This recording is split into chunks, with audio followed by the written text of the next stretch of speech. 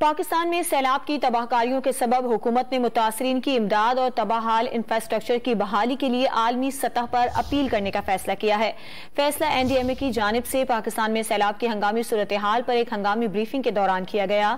وزیر اعظم نے قوم سے بھی سیلاب زدگان کی مدد کرنے کی اپیل کی ہے۔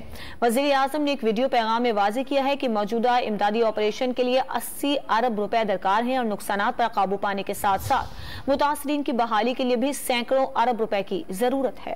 فیصلہ NDMA کی جانب سے پاکستان میں سیلاب کی ہنگامی صورتحال پر ایک ہنگامی بریفنگ کے دوران کیا گیا۔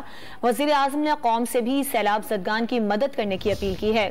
وزیر اعظم نے ایک ویڈیو پیغام میں واضح کیا ہے کہ موجودہ امدادی آپریشن کے لیے 80 ارب روپے درکار ہیں اور نقصانات پر قابو پانے کے ساتھ ساتھ متاثرین کی بحالی کے لیے بھی سینکڑوں ارب روپے کی ضرورت ہے۔ وزیر اعظم نے قوم سے بھی سیلاب زدگان کی مدد کرنے کی اپیل کی ہے۔